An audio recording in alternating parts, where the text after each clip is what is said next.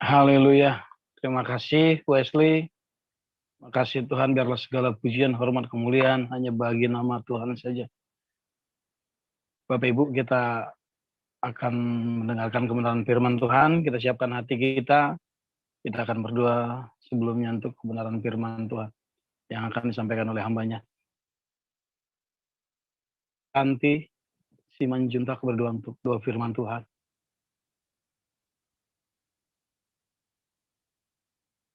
Dibuka mic-nya, Bu. Baik, ya. Kita berdoa. Bapa di surga, terima kasih Tuhan. Sungguh ini puji-pujian yang kami naikkan. Terima puji-pujian untuk Tuhan. Bisa mendengar hatimu. Dan sekarang kami siap mendengarkan firman-Mu. Firman-Mu yang mengubah kami menjadi manusia baru. Firman-Mu yang menguatkan kami Tuhan. Berkati kami Pastor Fauzan, supaya mengurapi dan memberikan hikmat untuk cara mengajar kami.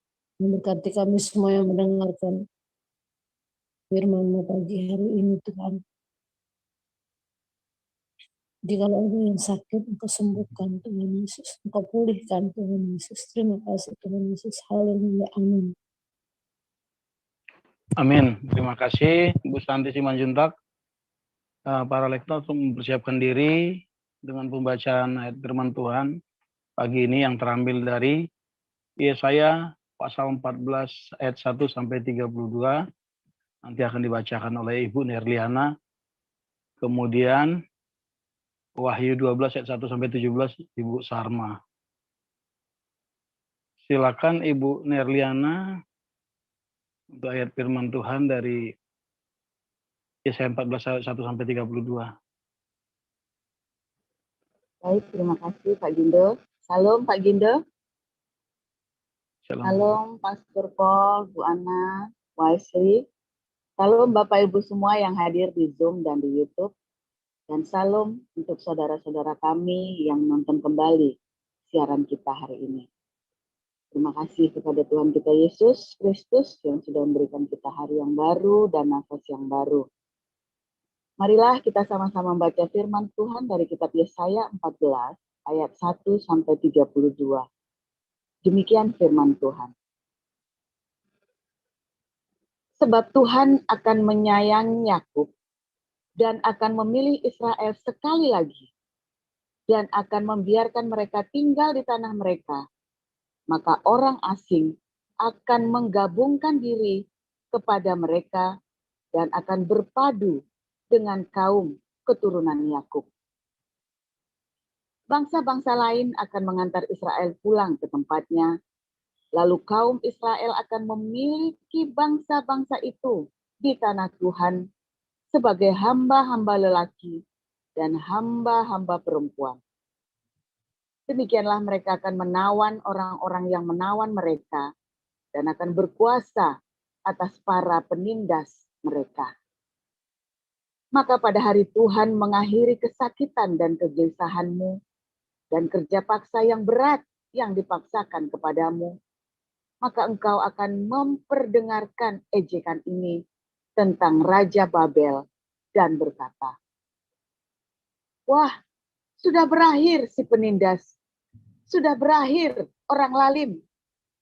Tuhan telah mematahkan tongkat orang-orang fasik, gada orang-orang yang memerintah, yang memukul bangsa-bangsa dengan gemas, dengan pukulan yang tidak putus-putusnya, yang menginjak-injak bangsa-bangsa dalam murka dengan tiada henti-hentinya.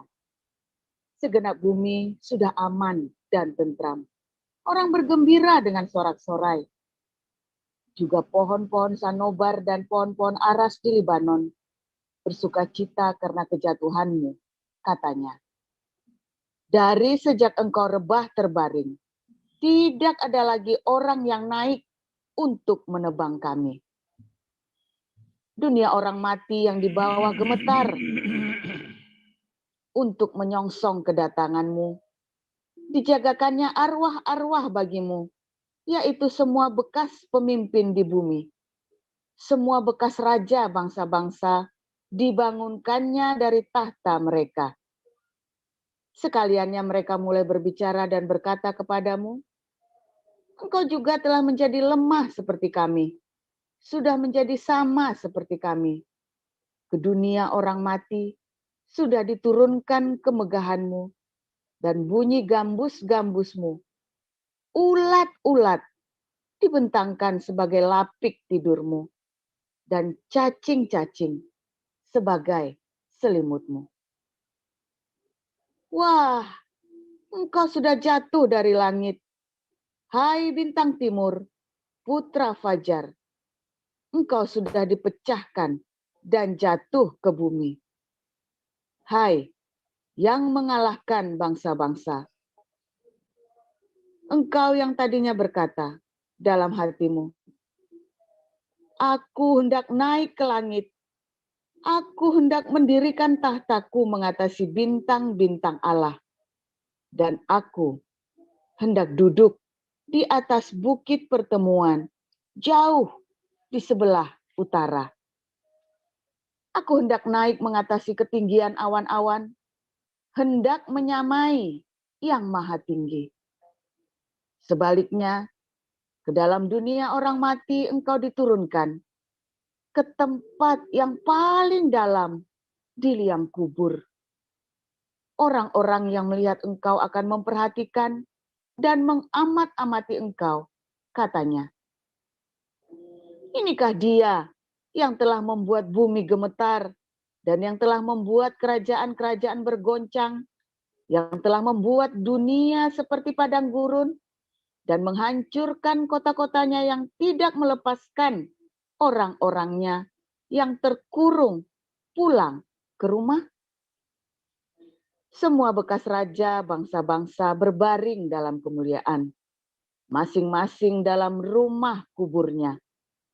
Tetapi engkau ini telah terlempar jauh dari kuburmu, seperti taruk yang jijik, ditutupi dengan mayat orang-orang yang tertikam oleh pedang, dan jatuh tercampak ke batu-batu liang kubur, seperti bangkai yang terinjak-injak. Engkau tidak akan bersama-sama dengan raja-raja itu di dalam kubur, sebab engkau telah merusak negerimu dan membunuh rakyatmu. Anak cucu orang yang berbuat jahat tidak akan disebut-sebut untuk selama-lamanya. Dirikanlah bagi anak-anaknya tempat pembantaian oleh karena kesalahan nenek moyang mereka, supaya mereka jangan bangun dan menduduki bumi dan memenuhi dunia dengan kota-kota. Aku akan bangkit melawan mereka. Demikianlah firman Tuhan semesta alam. Aku akan melenyapkan nama Babel dan sisanya, anak cucu dan anak cicitnya. Demikianlah firman Tuhan. Aku akan membuat Babel menjadi milik landak dan menjadi air rawa-rawa, dan kota itu akan kusapu bersih dan kupunahkan. Demikianlah firman Tuhan semesta alam. Tuhan semesta alam telah bersumpah firman-Nya. Sesungguhnya seperti yang kumaksud, demikianlah akan terjadi. Dan seperti yang kurancang, demikianlah akan terlaksana. Aku akan membinasakan orang Asyur dalam negeriku dan menginjak-injak mereka di atas gunungku. Kuk yang diletakkan mereka atas umatku akan terbuang, dan demikian juga beban yang ditimpakan mereka atas bahunya. Itulah rancangan yang telah dibuat mengenai seluruh bumi, dan itulah tangan yang teracung terhadap segala bangsa. Tuhan semesta alam telah merancang. Siapakah yang dapat menggagalkannya? Tangannya telah teracung. Siapakah yang dapat membuatnya ditarik kembali? Dalam tahun matinya Raja Ahaz, datanglah ucapan ilahi ini.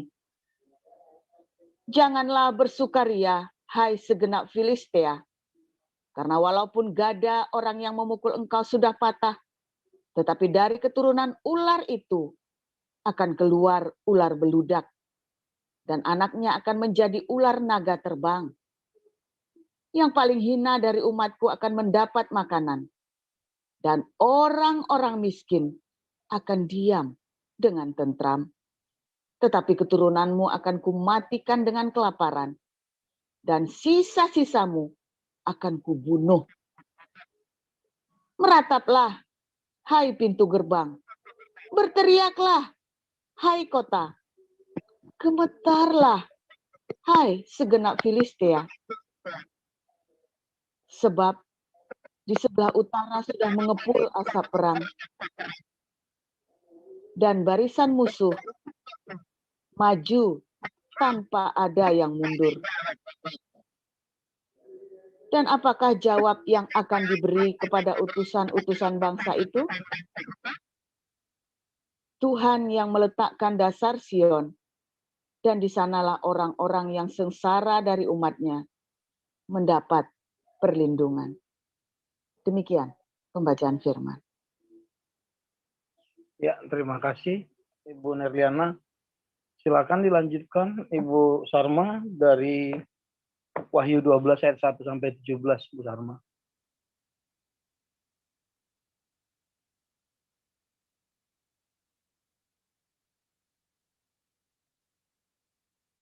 Ibu Sarma. Baik, saya akan membacakan kebenaran firman Tuhan yang terambil dari kitab Wahyu pasal 12 ayat 1 sampai 17. Beginilah firman Tuhan. Maka tampaklah suatu tanda besar di langit. Seorang perempuan berselubungkan matahari dengan bulan di bawah kakinya dan sebuah mahkota dari 12 bintang di atas kepalanya. Ia sedang mengandung dan dalam keluhan dan penderitaannya hendak melahirkan, ia berteriak kesakitan. Maka tampaklah suatu tanda yang lain di langit. Dan lihatlah, seekor naga merah padam yang besar, berkepala 7 dan bertanduk 10. Dan di atas kepalanya ada 7 mahkota. Dan ekornya menyeret sepertiga dari bintang-bintang di langit dan melemparkannya ke atas bumi. Dan naga itu berdiri di hadapan perempuan yang hendak melahirkan itu untuk menelan anaknya. Segera sesudah perempuan itu melahirkannya, maka ia melahirkan seorang anak laki-laki yang akan mengembalakan semua bangsa dengan gada besi. Tiba-tiba anaknya itu dirampas dan dibawa lari kepada Allah dan ke tahtanya. Perempuan itu lari ke padang gurun, di mana telah disediakan suatu tempat baginya oleh Allah, supaya ia dipelihara di situ 1260 hari lamanya. Maka timbullah peperangan di surga. Mikael dan malaikat-malaikatnya berperang melawan naga itu, dan naga itu dibantu oleh malaikat-malaikatnya, tetapi mereka tidak dapat bertahan. Mereka tidak mendapat tempat lagi di surga. Dan naga besar itu, si ular tua, yang disebut iblis atau Satan, yang menyesatkan seluruh dunia, dilemparkan ke bawah. Ia dilemparkan ke bumi, bersama-sama dengan malaikat-malaikatnya. Dan aku mendengar suara yang nyaring di surga berkata, sekarang telah tiba keselamatan dan kuasa dan pemerintahan Allah kita dan kekuasaan Dia yang diurapinya, karena telah dilemparkan ke bawah pendakwa saudara-saudara kita, dan mereka mengalahkan Dia oleh darah anak domba dan oleh perkataan kesaksian mereka, karena mereka tidak mengasihi nyawa mereka sampai ke dalam maut. Karena itu bersukacitalah, hai surga dan hai kamu sekalian yang diam di dalamnya. Celakalah kamu, hai bumi dan laut, karena iblis telah turun kepadamu dalam geramnya yang dahsyat, karena ia tahu bahwa waktunya sudah singkat. Dan ketika naga itu sadar bahwa ia telah dilemparkan di atas bumi, ia memburu perempuan yang melahirkan anak laki-laki itu. Kepada perempuan itu diberikan kedua sayap dari burung nasar yang besar, supaya ia terbang ke tempatnya di padang gurun, di mana ia dipelihara jauh dari tempat ular itu selama 1 masa dan 2 masa dan setengah masa. Lalu ular itu menyemburkan dari mulutnya air sebesar sungai ke arah perempuan itu, supaya ia dihanyutkan sungai itu. Tetapi bumi datang menolong perempuan itu. Ia membuka mulutnya dan menelan sungai yang disemburkan naga itu dari mulutnya. Maka marahlah naga itu kepada perempuan itu, lalu pergi memerangi keturunannya yang lain, yang menuruti hukum-hukum Allah dan memiliki kesaksian Yesus, dan ia tinggal berdiri di pantai laut. Demikian. Bu Sarma, firman Tuhan pagi ini yang akan disampaikan oleh Pastor Paul, judulnya Roh Babel. Silakan, Pastor.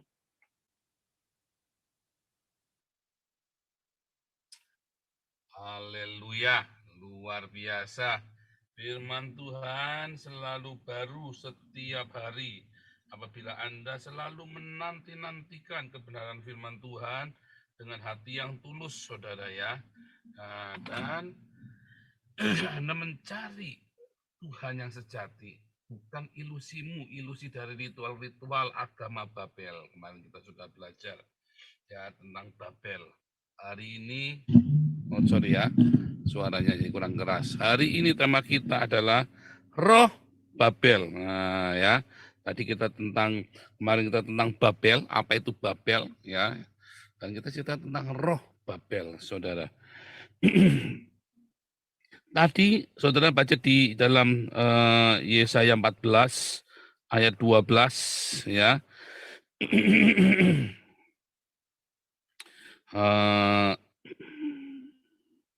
Di dalam Yesaya 14 ayat 12 katakan engkau telah jatuh dan dipecahkan ke bumi ya. Hilal ben Syakar, hilal bulan sabit ya. Dewa bulan sabit, Syakrar, Istar. Tetapi juga berarti Syahrar. Hilal Ibnu Syahrar. Ya. Syahrar itu 1 bulan itu ya, tanggal 1, tanggal 2, tanggal 3, ya Januari, Februari, Rajab, ya Ramadan, Syawal, itu bulan ya. Itulah Syahrar. Hilal itu adalah bulan sabitnya, saudara. Ya. Nah, jadi Anda ngerti sekarang ya. Nah, dan dikatakan dia yang mengalahkan bangsa-bangsa. Wah, luar biasa, saudara. Apa yang dimaksud dengan mengalahkan bangsa-bangsa? Kalau Anda baca di dalam Wahyu 12 ayat 9, naga besar ular tua yang disebut iblis atau setan yang menyesatkan seluruh dunia. Ditaklukkan, diperdaya, saudara. Dengan apa? Dengan agama. Seluruh dunia itu diperdaya dengan agama. Dengan ritual-ritual agama, saudara. Akhirnya apa? Sesat. Akibatnya apa, saudara? Hasil akhirnya mereka berritual beragama, percaya ada Tuhan, dan mereka ngotot kudu monoteisme, enggak monoteisme, bunuh, saudara. Menarik sekali ya. Mengapa Tuhan harus monoteisme, saudara? Mengapa harus monoteisme? Apakah ada ayatnya? Enggak ada, saudara. Sebab Esa itu bukan mono, saudara. Yahid, Echad, ya. Shema Israel, Adonai, Eloheinu, Adonai, Echad. Bukan Yahid, saudara, bukan mono. Ya, karena tidak pernah dikatakan mono, ya, Yahid, tetapi selalu Echad. Ya. Nah, kemudian orang memaksakan untuk menjadi Yahid. Ya kan? Hanya itu yang boleh. Seperti zaman Nimrod, ya hanya dewanya Nimrod yang boleh disembah. Seperti zamannya Nabukadnezar, hanya dewanya Nabukadnezar. Lalu orang berebut, saudara, mengaku mengklaim dewanya dia yang paling benar, yang lain salah, harus dibasmi. Ya, mengaku diri paling benar, yang lain salah. Karena kepentingannya apa? Satu ideologi. Ya, dia harus yang paling benar, yang lain salah semua. Tidak boleh ada kebebasan berpikir. Tidak boleh kamu berbeda dengan saya. Nggak boleh. Kalau berbeda, bahaya buat saya. Ya kan? Itu yang terjadi kan? Oh, serem kali. Oh, serem, saudara. Ya, ketika Anda tidak mengizinkan perbedaan. Tuhan yang seperti itu adalah Tuhan palsu, saudara. Dewa palsu, Allah palsu. Dan masalahnya, spirit itu kemudian merasuk. Maka terbagi menjadi dua. Orang kemudian menjadi marah, ya, dengan yang berbeda dengan dia. Tetapi yang kedua, dia kemudian menjadi tidak peduli, dia menjadi apatis, dia buang semua yang berbau Tuhan. Dan yang menang siapa? Baik zaman dulu maupun sekarang. Ya, yang menang iblis, saudara. Loh, kok iblis yang menang? Iya. Dia kalah di kayu salib, saudara. Ya, dia kalah. Dia kebobolan. Ya, kalau Anda baca, kalau Anda ikuti tadi malam, Koinonia Natal, ya, iblis kebobolan, saudara ya. Kenapa anak ini bisa lahir? Natal yang ditakuti oleh Firaun, Natal yang ditakuti oleh Herodes, Natal yang ditakuti oleh Muhammad. Ya. Tetapi oke, saya sudah kalah, tetapi paling tidak saya bisa tipu-tipu. Ya kan? Makanya di dalam Islam diizinkan tipu-tipu, saudara. Ya, oh ini hari mualaf, mualafnya banyak, nggak taunya palsu semua, saudara ya. Oh ini bekas pendeta, nggak taunya palsu semua ya. Palsu semua. Saya sudah cek satu-satu, ya udah saya samperin ya. Palsu semua. Repot, saudara. Oh, halal, yang menipu itu boleh. Dan Anda terperdaya semua dengan tipuan-tipuan. Ngeri ya, saudara ya. Ya, karena agama didesain untuk memperdaya pikiran Anda. Agama didesain untuk nipu Anda supaya Anda ngayem-ngayemin hati dan Anda tetap berdosa. Dan itu adalah pekerjaan iblis. Ketika Anda selesai dengan ritual, udah tenang. Iya kan? Lalu Anda masuk dalam jebakan iblis. Lalu ada orang yang berbeda dengan Anda marah, lalu Anda kejar orang itu, saudara. Bunuh kalau perlu. Itulah spirit Babel, saudara. Itulah spirit agama. Itulah roh Babel. Roh Babel tidak ingin Anda berbeda. Satu bahasa, satu ritual. Anda beda dengan saya bunuh. Itulah roh Babel, saudara. Satu bahasa. Kalau ditanya di surga bahasa apa? Bahasa Arab. Yang konyol, saudara. Orang Belanda saya tanya, di surga pakai bahasa apa? Orang ini ya, salah satu rekan pelayanan saya. Oh, Hebrew, dia bilang dengan mantapnya. Saya melongo, saudara. Katrun, ternyata di Belanda ada katrun Kristen. Lalu saya tanya, Abraham pakai bahasa apa? Hebrew, loh. Mana ada bahasa Ibrani zaman Abraham, saya bilang begitu kan. Saya kasih tahu, Abraham berbahasa Aramaik, Abraham berbahasa Chaldeans, Abraham berbahasa Kanaan, dan Abraham berbahasa Sumerian, bahasa paling kuno. Ya, jadilah itu bahasa Ibrani yang dikenal hari ini.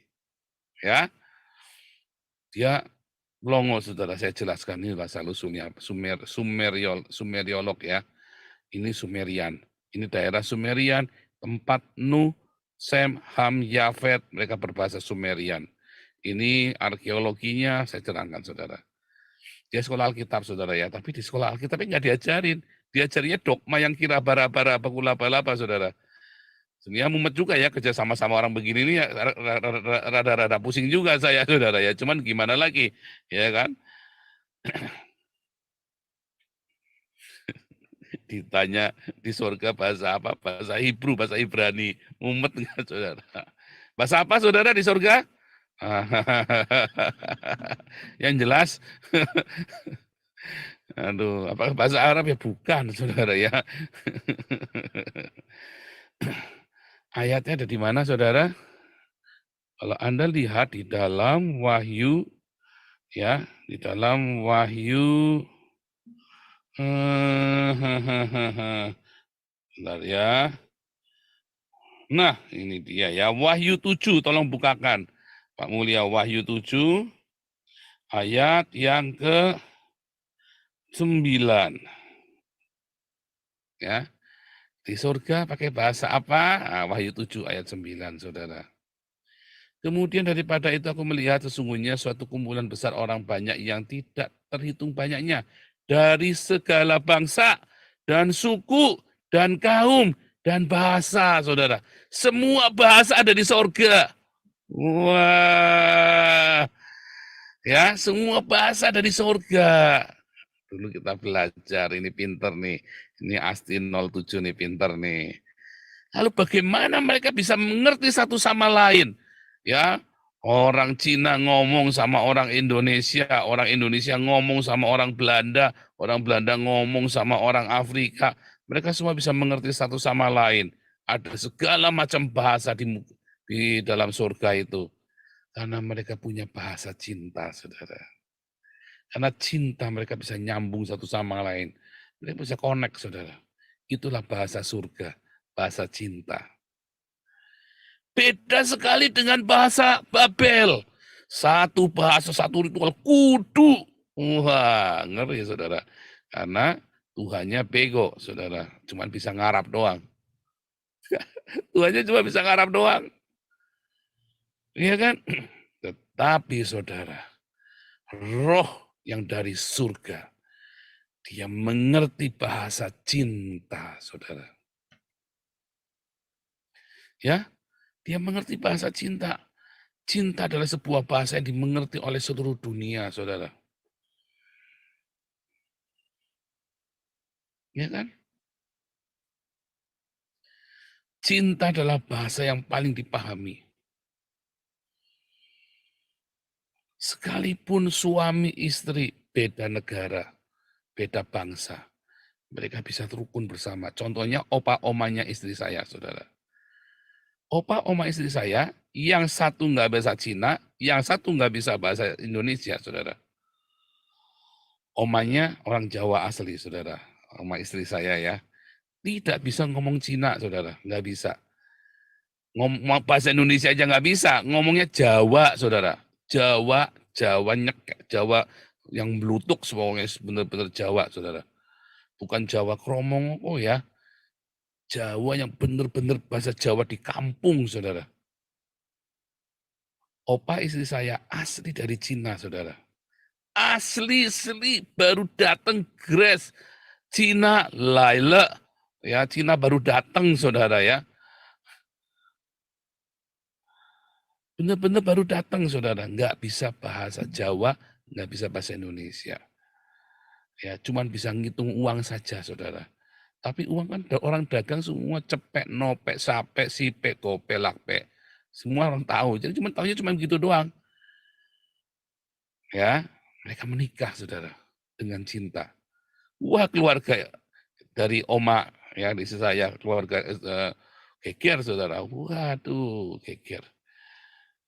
Nah, tapi menikah karena cinta, Saudara.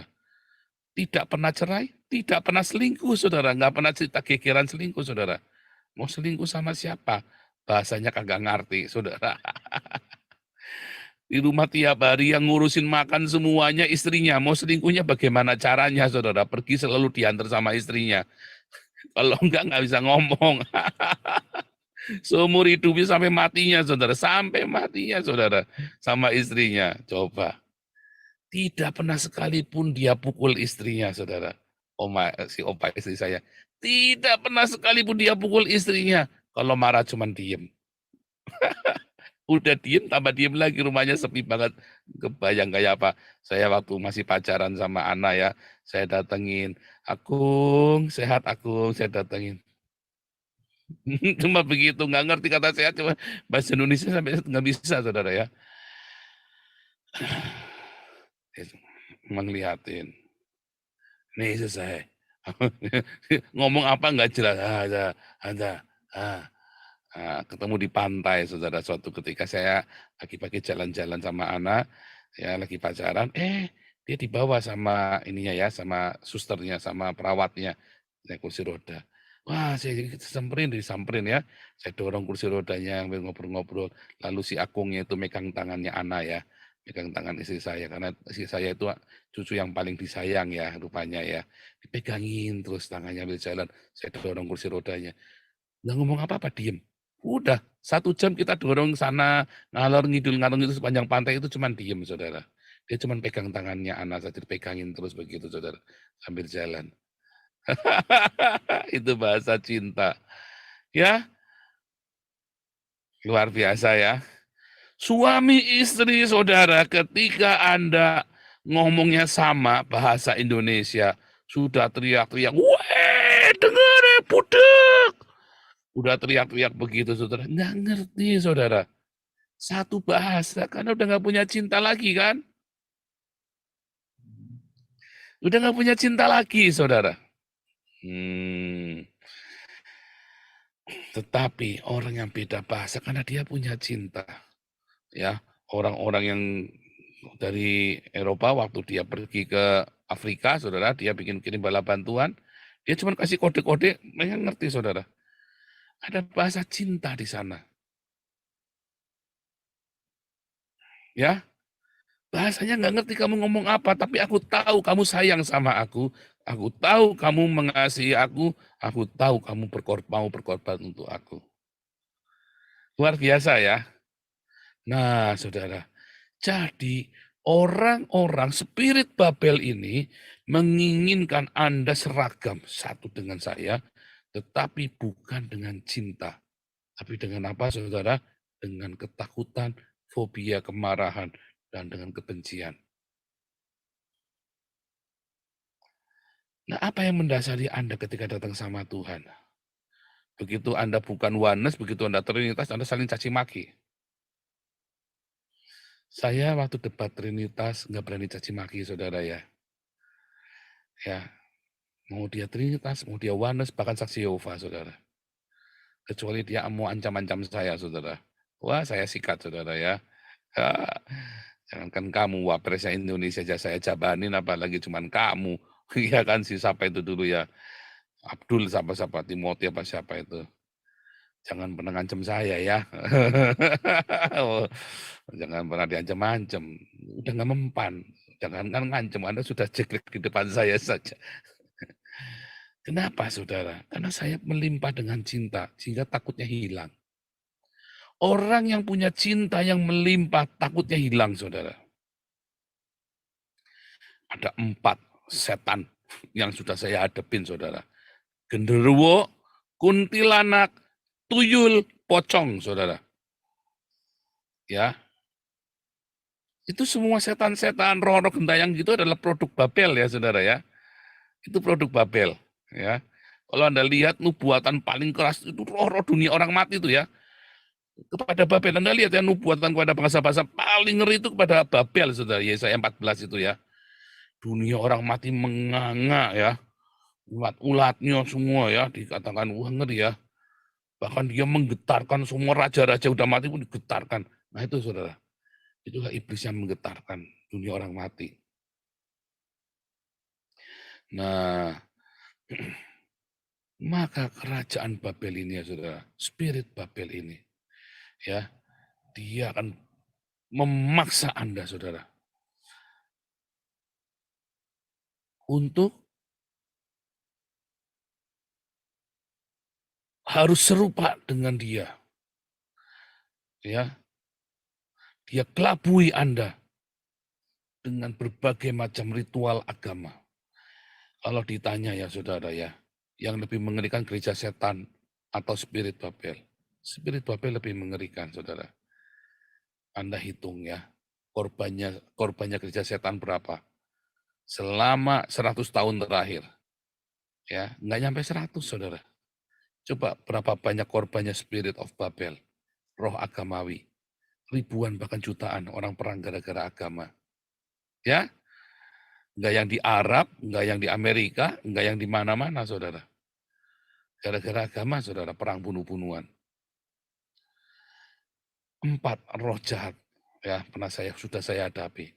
Genderuwo, kuntilanak, tuyul, pocong. Apa itu genderuwo, saudara? Ya kan saya kan dari Jawa ya, saya kan kecilnya di Jawa. Ya, jadi nggak akan lepas dari ini ya tadi ya, Setan-setan ini adalah sebuah kondisi ambience yang saya visualkan, saudara. Yang kita visualkan ya. Nah, karena orang punya kecerdasan spiritual, dia bisa ngelihat begituan ya, kayak saya. Saya ingat genderuwo, apa itu genderuwo, saudara? Genderuwo itu adalah roh intimidasi yang menekan hidupmu. Itulah roh Babel yang pertama, saudara, genderuwo. Yang menekan hidupmu, roh intimidasi, saudara. Anda terintimidasi. Ya, nanti kalau begini takut serba apa-apa takut, saudara. Nanti takut gagal, takut mengecewa, aduh nanti orang marah, aduh sehingga Anda nggak bisa maju. Semuanya Anda dicekam setiap hari takut dengan masa depan, takut dengan segala macam. Takut menikah, takut sendirian, takut apa lagi, saudara? Hidupnya penuh dengan ketakutan, takut nanti orang Islam gegeran, ya kan, takut nanti wah segala macam, takut nanti kejadian peristiwa 98. Itulah genderuwo. Apa yang saudara takuti hari ini? Itulah genderuwo, roh Babel, genderuwo, saudara. Ya, ada orang-orang yang bisa memvisualisasikan, orang yang lihat genderuwo, hidupnya penuh dengan ketakutan, saudara.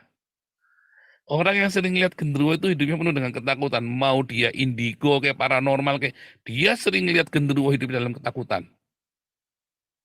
Kadang-kadang dia nggak ngeliat, tapi dia ngimpi, saudara. Kayak ditindes begitu ya, hidupnya penuh dengan ketakutan. 2, saudara. Wah, 1 menit ya. Setelah nanti kita mundurin 5 menit. Yang kedua, roh kuntilanak, saudara. Apa itu? Roh perzinahan, percabulan dalam hidupmu, saudara.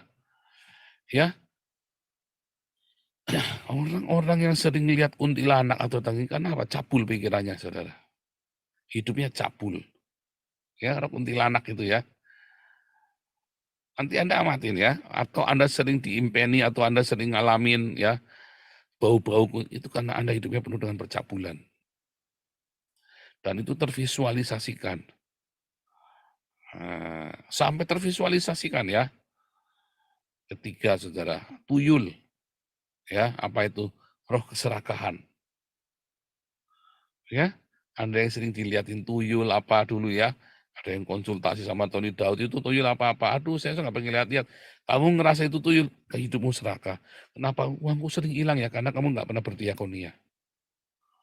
Simpel ya. Jangan-jangan tuyul. Iya, karena itu, makanya kamu ngeliatnya tuyul. Karena hidupmu serakah, tamak, kikir, pelit. Ya kan? Sampai tuyul itu Anda bisa ngeliat tuyulnya itu, saudara. Oh, ngeri, saudara ya. Saya keempat-empatnya saya ngelihat, saudara ya. Terakhir pocong, saudara. Saya ngalami pocong. Itu apa? Roh kematian. Saya hidupnya selalu dekat dengan kematian. Kelai, dikit-dikit kelai. Mobil saya tabrakan, apa segala macam. Saya nyetir, kalau setir mobil itu saya, wah, ini ya seadanya, saudara. Seadanya gas. Maksudnya begitu ya. Entok. Habis saya bertobat enggak ya? Saya kalau nyetir pelan-pelan ya, saudara ya. Saya lari 120, maksimum 130 lah, itu udah paling banter tuh ya. Sering-sering diklaksonin dari belakang kalau di jalan tol. Saya lari 100 ya di maunya. Paling kalau di Jerman itu ya larinya 150. Saya baru jalan rasanya 130 udah banter, tiba-tiba hilang, saudara. Ini pasti larinya 200 km per jam ini. Udah hilang, saudara. Mobil cuma sebentar tok hilang.